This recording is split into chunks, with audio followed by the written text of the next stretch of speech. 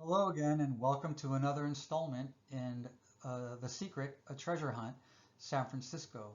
Um, Over the years, many people have made comments on various websites, Facebook groups, you name it, as to all of the odd shapes in and around San Francisco that they believe fit into the image of the woman with the apron for image one. And so I started thinking maybe there is something to it. And so I thought, well, let's try it out. Let's see if all of these people are making sense. So with that, let's dive right in. I think we all agree on Golden Gate Park. Nobody that I've ever heard of has questioned the fact that it is the apron of the dress. The next one is Alcatraz, the same thing.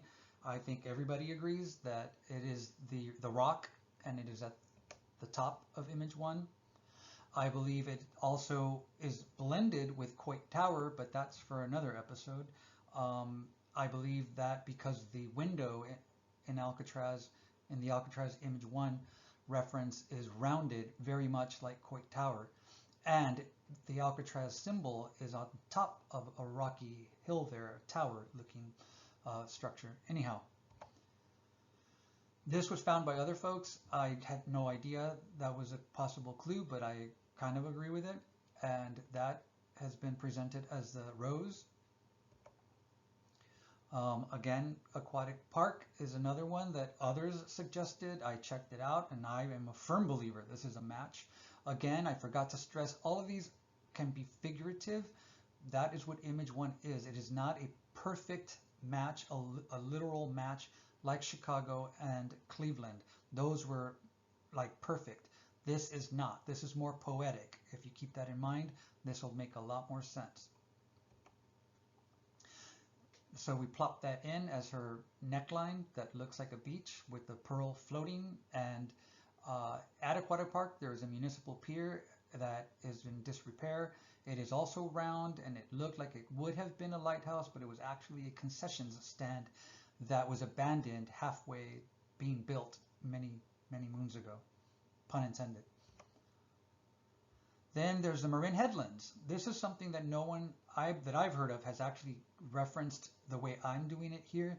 I think a lot of people do agree. All of the hills in the background behind her in image one are all the hillsides that you see from the bay. And for me, I believe it's specifically the Marin Headlands because it's the headlands. And so as you can see, there are lands behind her head. So it looks like she's on a balcony and we're looking out onto some vista of some otherworldly place with all these headlands behind her. Then we have Golden Gate Bridge that I believe is incorporated in image one. Based on John Jude Palancar's recent podcast, he said that in creating the Boston puzzle, he removed some clues that Byron suggested because he felt that it would make it much too easy for people to recognize. And so this is the number one that so many people have struggled with. And I've heard so many different ideas on what it could be. But I believe the gap in the hillside there is a reference to Golden Gate Park. Why? Because the jutting rocks from both the Marin side and the Presidio side match the shape in image one, and it is for us to use our imagination to bridge that gap between them. Then we have Land's End. This is another one that just completely caught my eye when somebody mentioned it, and this one I believe was in Facebook for sure. But yes, it is an exact match for the dragon's head.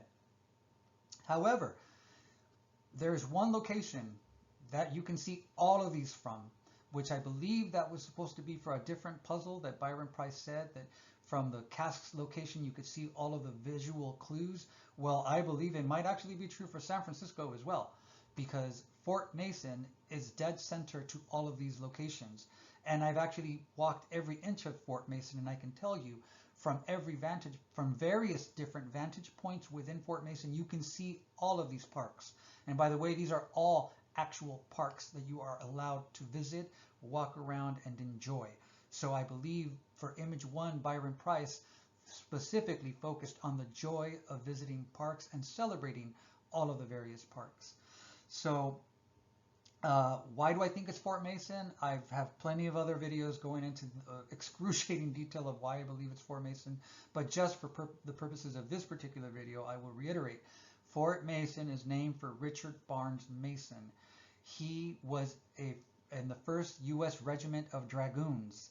There is a rock at Fort Mason with a plaque dedicated to him, much like the face and the rocks in the image, and the dragon's head that's look like a plaque. Like you could cut out the dragon's head and it would be a standalone image. Anyhow, with that, I want to thank all of the various key searchers that contributed to this particular discussion over the years.